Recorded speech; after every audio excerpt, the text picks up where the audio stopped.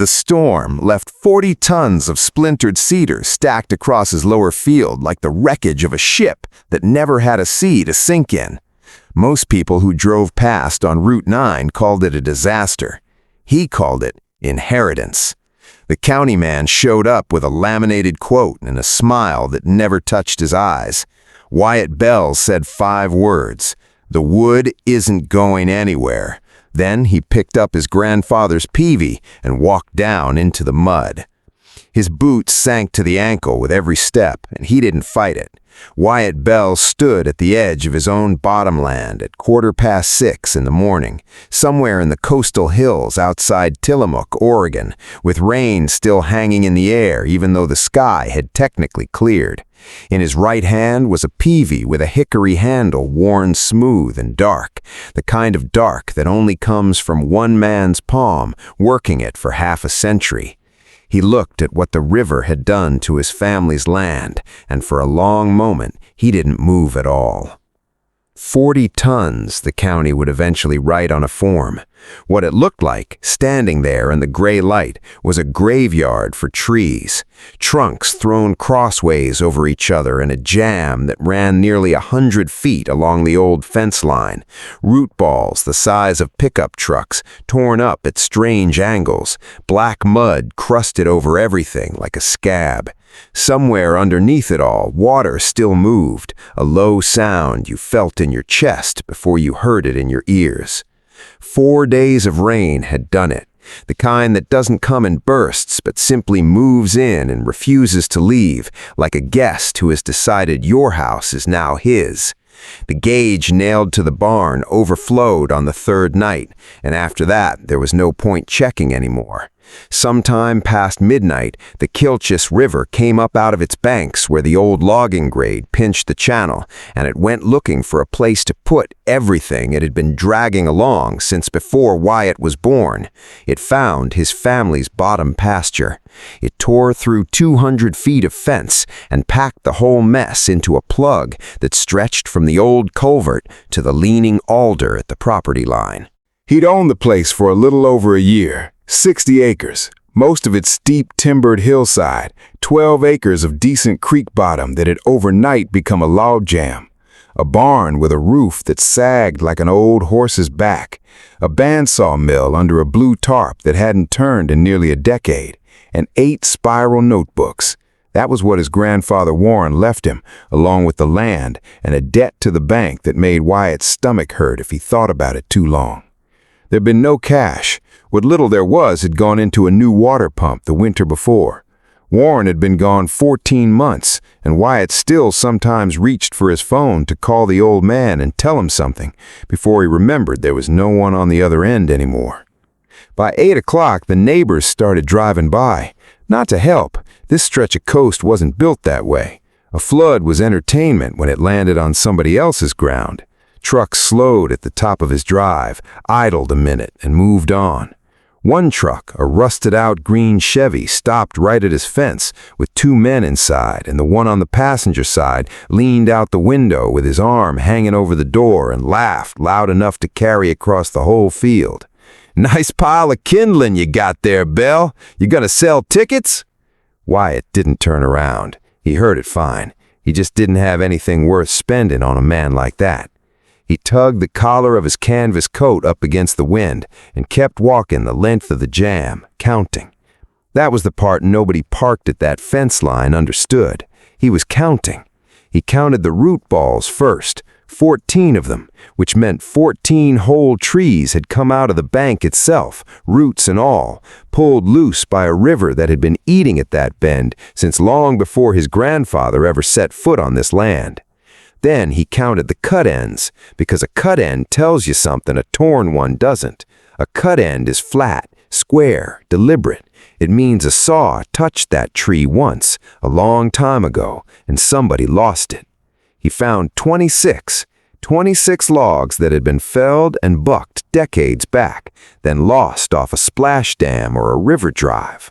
Back when timber crews floated cedar down these coastal streams to the mills and lost 1/3 of every load doing it. Sunk timber, some of it 40, 50 years underwater, in the one place on Earth where wood does not rot because there's no oxygen down there to let it. He stopped near the middle of the jam at a trunk where the bark had been scraped away by the grinding of two logs against each other in the flood. He got his thumbnail into the exposed wood, and it didn't give the way rotten wood gives. He pulled his grandfather's draw knife from his coat and took one thin curl off the surface, maybe 5 inches long, and underneath it the fresh wood wasn't gray or punky at all. It was a deep reddish brown, almost purple in the early light, oily looking, straight-grained and dense. Old-growth western red cedar, sinker cedar, the kind furniture makers and boat builders paid absurd money for and almost never got because you had to find it first, and finding it usually meant it was still in a river somewhere, drowned. He walked back up to the house with his jeans soaked through to the knee. He sat down at the kitchen table without taking his coat off. The 8 notebooks lived in an old bread tin on top of the refrigerator because his grandfather always said paper keeps better where mice can't argue with it. He pulled the 3rd one down and started doing the math, and the math was ugly. Skidder. No dozer, no winch truck that ran, no road down to the creek bottom because his grandfather had run cattle down there and cattle didn't need a road. The nearest spot a loaded truck could turn around was 500 feet up a soft field that wouldn't hold weight until midsummer. He had $640 in his account at the credit union in Tillamook. The bandsaw hadn't been wired in since before Warren died. Maybe $60,000 of wood sitting in that jam, and not one practical way on God's earth to touch a stick of it. He opened the 3rd notebook to the inside cover where his grandfather had written a single line in pencil, pressed hard the way he always wrote when he meant something. Waste is just a failure of imagination. Morning came up flat and gray the next day, and the sound that broke it was tires crunching gravel. A white county truck rolled slowly up the drive with its headlights still on, like the man behind the wheel wanted Wyatt to hear him coming from as far away as possible. Gerald Voss stepped down with an aluminum clipboard already in his hand, rimless glasses, gray hair combed with a part so straight it looked drawn with a ruler, a pressed county polo tucked into khakis, and brand new work boots that had never touched a farm road before that morning. He'd printed the quote before he ever laid eyes on the property. Think about that for a second. He decided what Wyatt's land was worth before he saw a single log on it. Wyatt came off the porch in his father's old canvas coat, the peavey left leaning by the door. He stopped 10 feet out, hands loose at his sides. "Mr. Voss," Voss smiled. It was a good smile, practiced. That was the thing about men like Gerald Voss. The cruelty never came with a raised voice. It arrived at room temperature, with a handshake and a form already filled out. "I'll make this simple for you. What you've got down there is a public hazard. Storm debris, down timber, could be 40, 50 ton. The county's prepared to step in and help. I've already got the burn permits cleared on my end. Bring a crew in with an excavator, windrow the whole mess, torchwood a burn, haul off the rest. $90 a ton disposal fee. Call it 45 ton. You're clear by August." Clear. He said it like the land was sick with something. Wyatt didn't answer right away, and Voss kept talking, because men like him filled silence the way water fills a low spot. "I understand this place meant something to your grandfather. That's fine. Sentiment doesn't pay property tax, though. And a young guy out here alone, working a place this size, you gotta be realistic about what you can actually manage." He glanced past Wyatt toward the barn's sagging roofline and the torn fence, like it was evidence for his case. "I heard your offer," Wyatt said finally. "I'm not taking it." Voss's smile didn't move, but something behind his eyes did. "You understand that's 40-some tons of debris sitting in a floodplain. That's a liability. If it washes further downstream and takes out a culvert, that's on you." "Then I'll make sure it doesn't wash," Wyatt said, and turned back toward the barn, and that was the end of the conversation, though it was not the end of Gerald Voss. For 3 weeks, Wyatt worked alone. He rigged a chain hoist off the barn's ridge beam and used the truck, inch by inch, to drag single logs free of the jam and up on the skids he built out of old rail ties. He broke 2 fingers on his left hand freeing a root ball that shifted wrong. He slept some nights in the barn because it was closer to the work than the house was. He got the bandsaw wired again with parts ordered off a salvage site and a wiring diagram copied by hand from one of his grandfather's notebooks because the mill's manual had been lost decades ago. The first slab he milled split clean down the middle from internal stress nobody could have predicted, and he stood there in the sawdust and said something to his grandfather that wasn't quite a prayer and wasn't quite an apology, and then he started the next log. The second slab came off clean, 22 inches wide, 9 feet long, cedar the color of dark honey with a ribbon of curl running through the heartwood that made his hands go still when he first ran a plane over it. He drove that single slab to a boat builder in Astoria who'd bought stock from his grandfather 20 years back, and the man walked around it twice without saying a word, then asked where he'd found sinker seated as clean, and Wyatt told him the truth. The man wrote a check for $1,800 for one slab and asked if there was more. There was more. There was a whole jam of it. Word moves strange in a small county. It doesn't move loud. It moves sideways through feed stores and church parking lots and the guy who fixes chainsaws behind the hardware store. Old Delbert Ashcombe, 3 farms over, who told everyone at the co-op that the Bell kid was down there playing in a trash pile like it was a sandbox, he called in November about a fur that had gone down across his fence in a windstorm. He didn't apologize, he didn't mention the sandbox, he just said, "It's yours if you want it, and I'd take it kindly if you hauled it off my wire." Then the Haldane place called about an old walnut dying from the crown, 40 inches at the base, planted by somebody's great-grandmother. They didn't ask for money, they asked him to come look at it. That's how it goes once it starts. Nobody says sorry, they just start handing you things. 3 winters in, a woman named Ruth Calloway came up his porch steps with a chipped mug in her hand and her glasses fogging in the cold, and she stood at the kitchen table while Wyatt laid the ledger open in front of her. 3 years of columns in handwriting that had gotten steadier page by page. Gross revenue across the whole operation, $138,000, against materials cost of $140 in fuel and 1 busted come-along cable. She looked at the number a long time. Then she said her nephew was 22, restless, couldn't sit still in the community college 2 towns over, and would Wyatt take him on? Wyatt put the boy's thumb against a piece of river-recovered fur and made him feel the difference between tight winter growth rings and the loose fat rings that came in summer.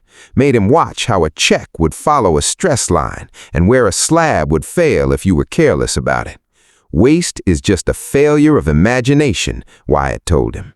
That's not mine. That was my grandfather's. 18 years later, the creek runs clear past that same band. Wyatt walks the bank most mornings before the light's all the way up, boots wet to the ankle, the same canvas coat, gaunt, soft and thin from years of washing. He's 44 now, silver already showing at his temples, the old scar over his eyebrow gone pale with age. He still walks like a man who isn't in a hurry, but somehow gets everywhere on time anyway. Where the bank used to slide off in orange sheets every spring, there's a wall of stacked cedar butts now, the 2 knotted, 2 checked pieces nobody would pay for, pinned into the slope with rebar and buried 3 feet down. Above that, 18 years of root growth. Willow he planted as whips thinner than a pencil are 30 feet tall now, their roots woven so deep into the cedar cribbing underneath that you can't tell anymore where the wood he laid stops and the riverbank the land grew on its own begins. The water runs over clean gravel now, pale stones you can count individually through 6 inches of current. There are salmon fry in the shallows in spring. 18 years ago, this stretch was the color of coffee with cream stirred through it, and the county's official file on the property, typed and stamped, called it a drainage feature of marginal value. Marginal value, that's the phrase they used. Up the hill, the mill runs its morning sounds, the low hum of the resaw, the smell of cedar dust in the air, 3 open-sided drying sheds where wood cures at whatever speed it wants to, and nobody argues with it. Orders come in now from 4 countries. A guitar builder in Kyoto takes 800 board feet a year of quarter-sawn cedar and has never once asked for a discount. a shop in Norway, 2 in the Pacific Northwest, who used to think a piece of driftwood was just firewood with a curve in it. Here's the part that would have made his grandfather laugh into his coffee. Salvage sorting off flood debris is standard practice in 3 counties now. Drive through any of them and you'll see the yards, culls in one row, clear stock under tarp in another, men in their 50s and 60s with folding rules clipped to their belt loops, walking a pile of stormwood and tapping the ends, listening. Half of them learned it from somebody who learned it from Wyatt Bell and don't even know that's where it started. That's how a way of doing things travels. Eventually, it stops having an author. Above his workbench, in a plain black frame, hangs a photocopy of a document. County Disposal Fee Schedule. $90 per ton, minimum 45 tons, payable in advance. Gerald Voss's signature at the bottom in blue ballpoint pressed hard enough to leave a shadow on the page behind it. Voss retired 9 years ago. Somewhere in there, the county quietly stopped billing that fee altogether because there stopped being anything left to bill for. The salvage yards got to the storm wood first, and a system with nothing left to haul away has nothing left to charge for. Nobody fired him, nobody yelled. He was simply, over about 6 years, made unnecessary. A man who once stood in Wyatt's yard with his thumbs hooked in his belt and said a 23-year-old with a dead man's woodpile and no business plan didn't stand a chance out here. Wyatt kept that fee schedule on the wall for one reason only. It's funny now. The newest hand at the mill is a 19-year-old named Ellis. All elbows, works clean, listens a half-second too fast most days. That morning, he runs a cedar stave through the resaw, and it splits, a long, ugly tear straight up the middle, ruining a $15 board and half an hour of his own time. He starts talking before Wyatt even crosses the shop floor, already building his excuse. Wyatt picks up the 2 halves and holds them to the window so the split lines up. "Look at the tear," he says. "It didn't wander, went straight to the pith and followed it out." Ellis looks. "That's not you. That's a stress line from how this log dried 30 years before you were born. It was already broken. You just found out where." He hands the pieces back. "Run your thumb down the grain before it ever goes near the blade. If it steps, it's firewood. If it flows, it's furniture. You'll know in 2 seconds once you've done it 1,000 times. No lecture, no raised voice. He's never once yelled in that shop, not in 18 years, and everyone who's worked there says the same thing about it. The quiet is somehow worse and better than getting shouted at because you actually remember the lesson afterward. That Friday, Wyatt carries a wooden box out to the shop under one arm. Inside are the 8 notebooks, their covers soft and furred at the corners now, his grandfather's cramped handwriting filling every page, kiln temperatures, moisture readings, a sketch of a joint he never lived to build. On top sits the old peavy hook his grandfather carried for 50 years, the wood handle worn nearly white in the places where a thumb rests. He sets the box on the bench and slides it across to Ellis. The kid doesn't reach for it right away. "It's not a gift," Wyatt says. "It's a job. He didn't finish it. I'm not finished either." Ellis picks up the peavy handle, turns it over once in his hands, sets it down carefully like it might bruise. Wyatt looks past him, out through the open side of the shed, to the willows leaning over clear water running across pale stones that used to be buried under coffee-colored silt. "Waste is just a failure of imagination," he says.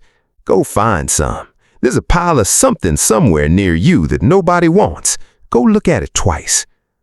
What this story is really about isn't wood and it isn't a flood. It's about how the things people write off, land, wreckage, a person nobody bet on, often just haven't been looked at closely enough yet. Patience, honest work, and the refusal to let someone else define your worth can turn a disaster into a legacy that outlives the people who doubted it.